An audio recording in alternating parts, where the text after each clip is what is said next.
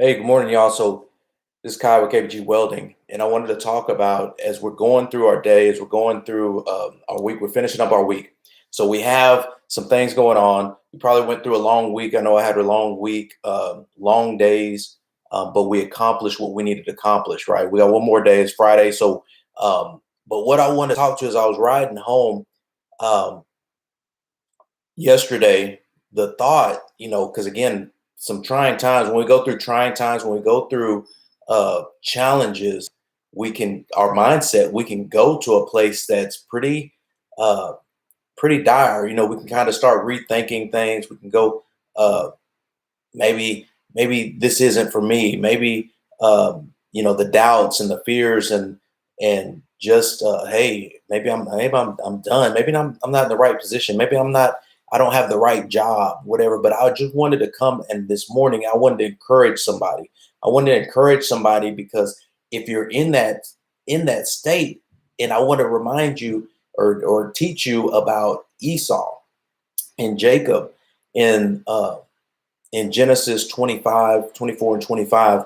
What happened was it was about the birthright, right? Now, Esau was older, even though Jacob was fighting him for that birthright throughout from birth. They were twins. Esau came out first, but Jacob had his hand on his heel. He was trying to get that. He was trying to get that position even before, even at birth. So here we are later on. Esau comes to a point in his life where he's hungry, he's starving to the point of, uh, you know, to him was death. Now, we all know and we all been hungry. Now, I don't know what level of hunger you've been, but it doesn't take a whole lot to be to the point of, well, you better eat something. We get hangry and whatnot. Different people react to different ways. But we know how we can respond to that because hunger isn't nothing to play with. So Esau was after that meal. Esau wanted to get satisfied with that meal, through that hunger to get that. He wanted that hunger gone, right? So at this moment, Jacob, he came to Jacob, and Jacob said, "Yeah, I got something to eat, but it's going to cost you your birthright." Now, if you want to look at it, I'm sure Jacob at this point, Jacob had heard a lot about the birthright.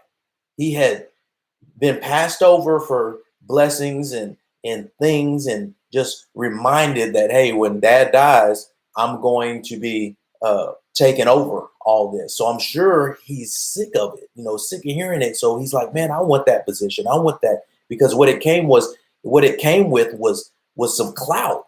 There was clout. He was going to get the inheritance, going to get a double portion of the parents' belongings. He was going to get, so there was a lot to go with it. He was going to be the main person. So that person that had the birthright was in the meetings. They were in the meetings, the family meetings. The younger one, the other people that might not have been in it. Hey, we need to talk about this. I need to show you this for the future. Those types of things. So you can imagine how annoyed Jacob could have been at this point because of this birthright. So he's like, I'm going to take this.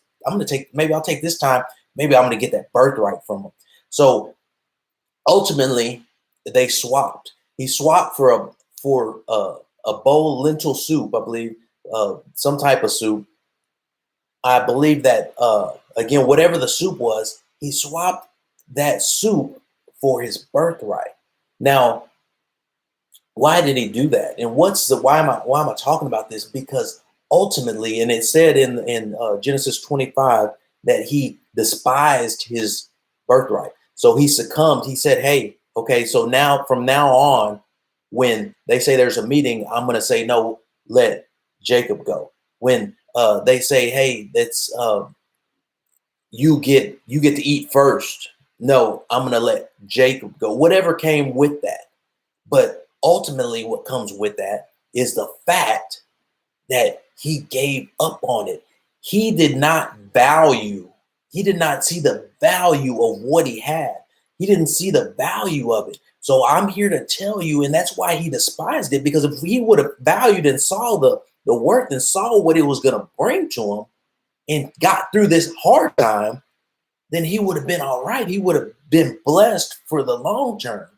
But he didn't recognize the value. He didn't hold on to the value of it. He just let it go. So I want to encourage you in that, whatever you're going through, the challenge that you've taken upon yourself, the role and the road and the path that you've taken, not to succumb that birthright. Because again, if you fall short, if you stop short of the goal, then you're gonna you're not valuing what you got, what God's put on your heart to do. So I want to encourage you, get through the rough road, get through it, and be blessed in it. Long term is better than short term satisfaction. Amen. And then ultimately, Esau was at home when he was dealing with this hunger. He was at home. You don't think he could have found something to eat? He could have found something to eat, but he just wanted an easy way out. And that easy way out was, hey, let me just swap this. I'll be all right. So don't swap what God's put in your heart. Don't swap what you built for a bowl of soup. Don't swap what God's put in your heart to do for a bowl of soup. Keep pressing in. You're going to get through it. I believe in you. Proud of you. Keep driving. KBG Welding, serving God, burning rods.